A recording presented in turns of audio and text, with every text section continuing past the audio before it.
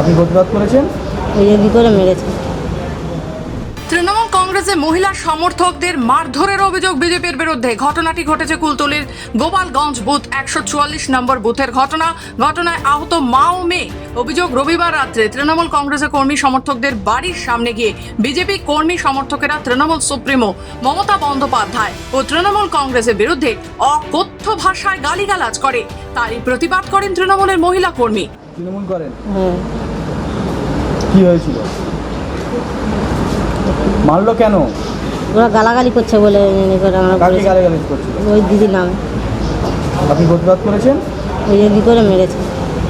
গোপালগঞ্জ অঞ্চলে 140 নম্বর বুথে আমাদের এক কর্মী সমর্থকের বাড়ির সামনে বিজেপির কিছু ছেলেরা এসে ওখানে আমাদের মুখ্যমন্ত্রী মমতা বন্দ্যোপাধ্যায় সম্বন্ধে এবং আমাদের দল সম্বন্ধে গালাগালি খিস্তিখাস্তা করছে।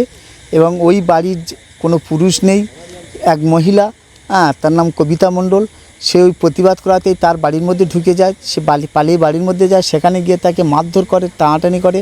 তার মেয়েটা ছাড়াতে আসলে তাকেও মারধর করে। আমাদের কথা হচ্ছে যে এখন বিজেপি জিততে পারেনি, এই রকম নারী সুরক্ষা বলে চিৎকার করে, অথচ একটা নারীর উপরে, তার বাড়িতে তার স্বামী নেই, তার উপরে এরকম অত্যাচার উৎপীড়ন, এটা কোনো মতেই বরদাস্ত করা যায় না। ওখানে একটা পারিবারিক ওদের একটা গণ্ডগোল, আমরা যেটা শুনেছি, পারিবারিক গণ্ডগোল ইস্যু করে ওরা কয়েকজন বন্ধুবান্ধব ওখানে বসে আড্ডা মারছিল এবং সেই আড্ডাটা খুব জোরে বা একটু উচ্চস্বরে হচ্ছে। তখন ওই ভদ্রমহিলা বেরিয়ে ওদের সাথে বাগবিতণ্ডায় ঝগড়া পড়ে, কিন্তু কেউ মারামারি কোনো কিছু হয় না। আর এটা কোনো রাজনৈতিক ইস্যু নয়, ওরা একই পাড়ার ছেলে, একই বুথের ছেলে, একই জায়গার ছেলে, ওদের একটা বন্ধুবান্ধব, ওরা সবাই কিন্তু ওই যে মধু বা যারা আছে ভরত, ওরা সবাই একে অপরের বন্ধু।